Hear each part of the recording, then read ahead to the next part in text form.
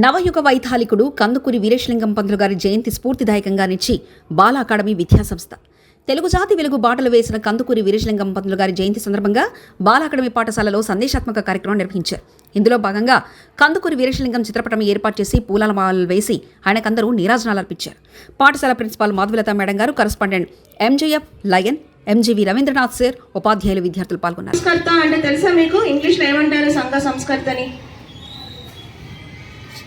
ఎవరికైనా తెలుసా? సంఘ సంస్కర్త.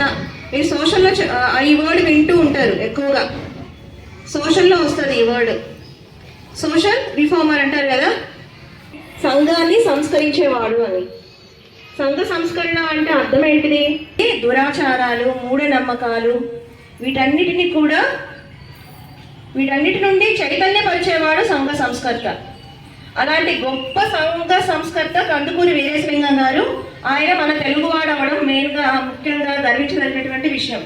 కందుకూరి వీరేశలింగం గారు రాజమండ్రిలో 1848 ఏప్రిల్ 16వ తేదీన జన్మించారు. ఆయన యొక్క తల్లిదండ్రులు, తండ్రి పేరు సుబ్బానాయుడు, అలాగే తల్లి పేరు పున్నమ్మ. ఆయన చిన్నప్పటి నుంచి చాలా సన్నగా ఉండేవారంట. కండబలం చాలా తక్కువ, కానీ బుద్ధి బలం చాలా ఎక్కువ. గుండె ధైర్య బలం కూడా చాలా ఎక్కువ. కాబట్టి చిన్నప్పుడే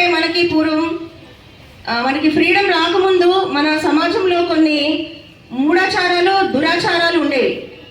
ఏంటివంటే ముఖ్యంగా చైల్డ్ మ్యారేజెస్ అంటే ఏంటిది?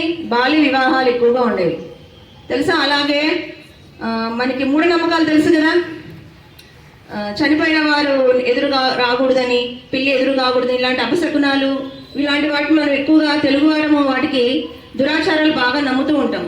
భూత పేద పిశాచాలు ఉంటాయి, దెయ్యం పట్టింది, ఇలాంటివన్నీ కూడా చాలా నమ్ముతూ ఉంటాం మన తెలుగు వాళ్ళు ఇప్పటిది కూడా. కానీ అప్పుడే ఆ సమయంలోనే కందుకూరి వీరేశలింగం గారు ఏం చేశారంటే, ఈ భూత పిశాచాల భూత వైద్యులు ఉంటారు కదా, ప్రజలందరూ ఏదైనా అనారోగ్యం వచ్చిందనుకోండి, వీళ్ళందరూ కూడా వైద్యుల దగ్గరికి వెళ్ళేవాళ్ళు కాదు. ఈ భూత వైద్యులు ఉంటారు కదా, వాళ్ళ దగ్గరికి వెళ్ళి వాళ్ళ దగ్గర తాయెత్తులు కట్టించుకోవడము, వాళ్ళు చెప్పినట్టుగా నిమ్మకాయలు తుడిపేసుకోవడము, నిమ్మకాయలు కట్టుకోవడం, ఇలాంటివన్నీ కూడా పాటిస్తూ ఉండేవాళ్ళంట. అయితే కందుకూరి వీరేశలింగం గారు ఆ వయసులోనే